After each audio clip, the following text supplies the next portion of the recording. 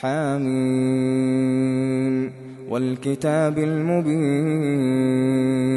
إنا جعلناه قرآنا عربيا لعلكم تعقلون وإنه في أم الكتاب لدينا لعلي حكيم أفنضرب عنكم الذكر صفحا أن كنتم قوما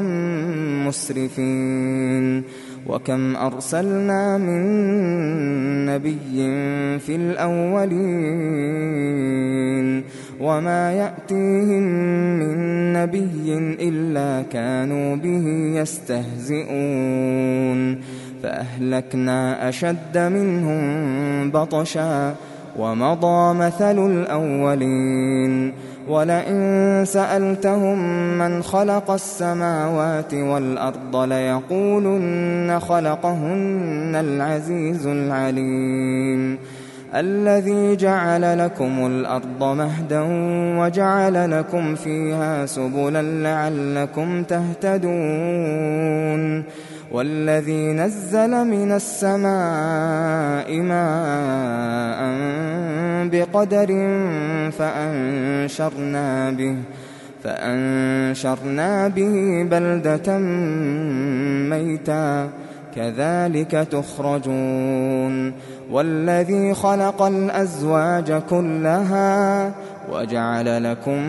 من الفلك والأنعام ما تركبون لتستووا على ظهوره ثم تذكروا نعمة ربكم إذا استويتم عليه وتقولوا سبحان الذي سخر لنا هذا وما كنا له مقرنين وإنا إلى ربنا لمنقلبون وجعلوا له من عباده جزءا إن الإنسان لكفور مبين أم اتخذ مما يخلق بنات وأصفاكم بالبنين وإذا بشر أحدهم بما ضرب للرحمن مثلا ظل وجهه مسودا وهو كظيم أومن ينشأ في الحلية وهو في الخصام غير مبين وجعلوا الملائكة الذين هم عباد الرحمن إناثا أشهدوا خلقهم ستكتب شهادتهم ويسألون وقالوا لو شاء الرحمن ما عبدناهم ما لهم بذلك من علم إن هم إلا يخرصون أم آتيناهم كتابا من قبله فهم به مستمسكون بل قالوا إنا وجدنا آباءنا على أمة وإنا على آثارهم مهتدون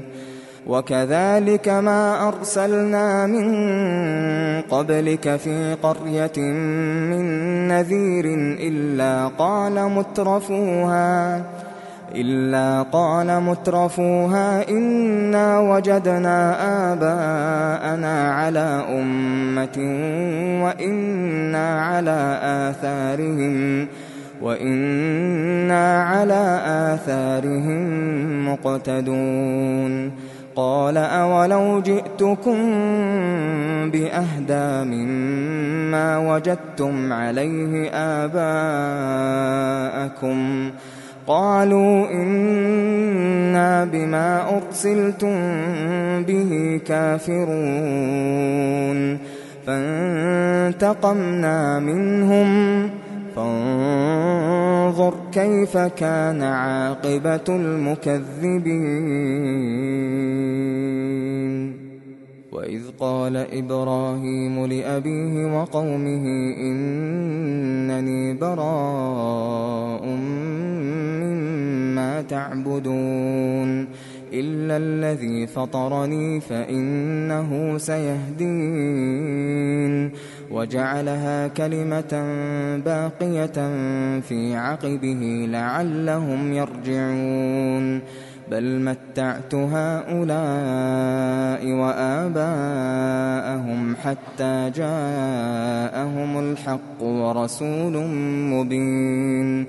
ولما جاءهم الحق قالوا هذا سحر وإنا به كافرون وقالوا لولا نزل هذا القرآن على رجل من القريتين عظيم أهم يقسمون رحمة ربك نحن قسمنا بينهم معيشتهم في الحياة الدنيا ورفعنا بعضهم فوق بعض درجات ليتخذ بعضهم بعضا سخريا ورحمة ربك خير مما يجمعون ولولا أن يكون الناس أمة واحدة لجعلنا لمن يكفر بالرحمن لبيوتهم سقفا من فضة ومعارج عليها يظهرون ولبيوتهم أبوابا وسررا عليها يتكئون وزخرفا وإن كل ذلك لما متاع الحياة الدنيا والآخرة عند ربك للمتقين ومن يعش عن ذكر الرحمن نقيض له شيطانا فهو له قرين وإنهم ليصدونهم عن السبيل ويحسبون أنهم مهتدون حتى إذا جاءنا قال يا ليت بيني وبينك بعد المشرقين فبئس القرين ولن ينفعكم اليوم إذ ظلمتم أنكم في العذاب مشتركون أفأنت تسمع الصم أو تهدي العمي ومن كان في ضلال مبين فإما نذهبن بك فإنا منهم منتقمون أو نرينك الذي وعدناهم فإنا عليهم مقتدرون فاستمسك بالذي أوحي إليك إنك على صراط مستقيم وإنه لذكر لك ولقومك وسوف تسألون واسأل من أرسلنا من قبلك من رسلنا أجعلنا من دون الرحمن آلهة يعبدون ولقد أرسلنا موسى بآياتنا إلى فرعون وملئه فقال إني رسول رب العالمين فلما جاءهم بآياتنا إذا هم منها يضحكون وما نريهم من آية إلا هي أكبر من أختها وأخذناهم بالعذاب لعلهم يرجعون وقالوا يا أيها الساحر ادع لنا ربك بما عهد عندك إننا لمهتدون فلما كشفنا عنهم العذاب إذا هم ينكثون ونادى فرعون في قومه قال يا قوم أليس لي ملك مصر وهذه الأنهار تجري من تحتي أفلا تبصرون أم أنا خير من هذا الذي هو مهين أم أنا خير من هذا الذي هو مهين ولا يكاد يبين فلولا ألقي عليه أسورة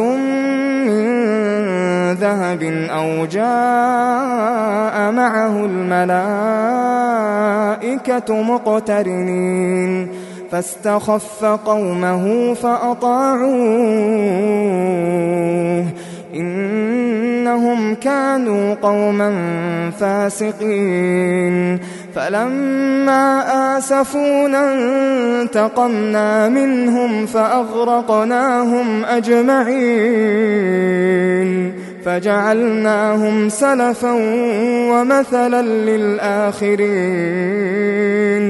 ولما ضرب ابن مريم مثلا إذا قومك منه يصدون وقالوا أآلهتنا خير أم هو ما ضربوه لك إلا جدلا بل هم قوم خصمون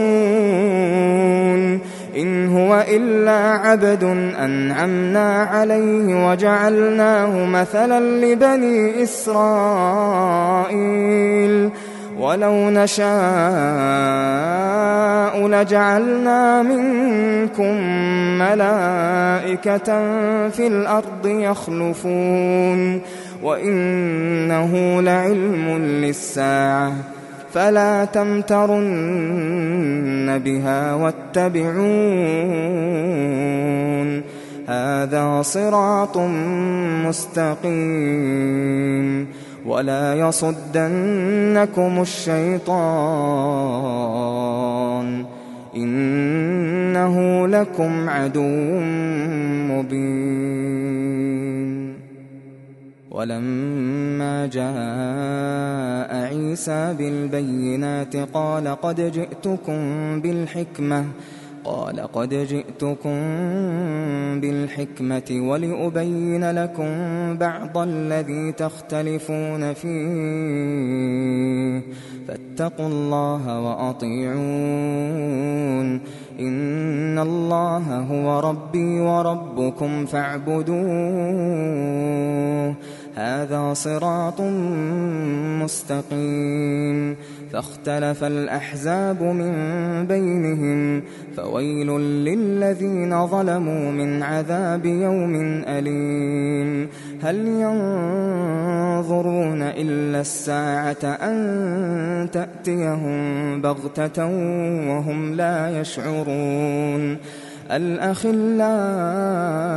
يومئذ بعضهم لبعض عدو إلا المتقين يا عباد لا خوف عليكم اليوم ولا أنتم تحزنون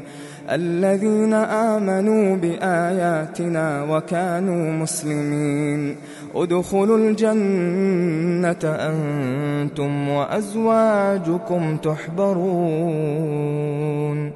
يطاف عليهم بصحاف من ذهب وأكواب وفيها ما تشتهيه الأنفس وتلذ الأعين وأنتم فيها خالدون وتلك الجنة التي أورثتموها بما كنتم تعملون لكم فيها فاكهة كثيرة منها تأكلون إن المجرمين في عذاب جهنم خالدون لا يفتر عنهم وهم فيه مبلسون وما ظلمناهم ولكن كانوا هم الظالمين ونادوا يا مالك ليقض علينا ربك قال إنكم ماكثون لقد جئناكم بالحق ولكن أكثركم للحق كارهون أم أبرموا أمرا فإنا مبرمون أم يحسبون أنا لا نسمع سرهم ونجواهم بلى ورسلنا لديهم يكتبون قل إن كان للرحمن ولد فأنا أول العابدين سبحان رب السماوات والأرض رب العرش عما يصفون فذرهم يخوضوا ويلعبوا حتى يلاقوا يومهم الذي يوعدون وهو الذي في السماء إله وفي الأرض إله وهو الحكيم العليم وتبارك الذي له ملك السماوات والأرض وما بينهما وعنده علم الساعة وإليه ترجعون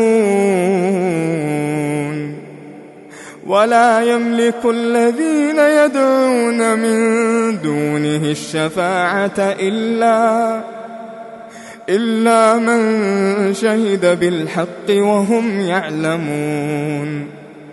ولئن سألتهم من خلقهم ليقولن الله فأنى يؤفكون وقيله يا رب إن هؤلاء قوم لا يؤمنون فاصفح عنهم وقل سلام فسوف يعلمون.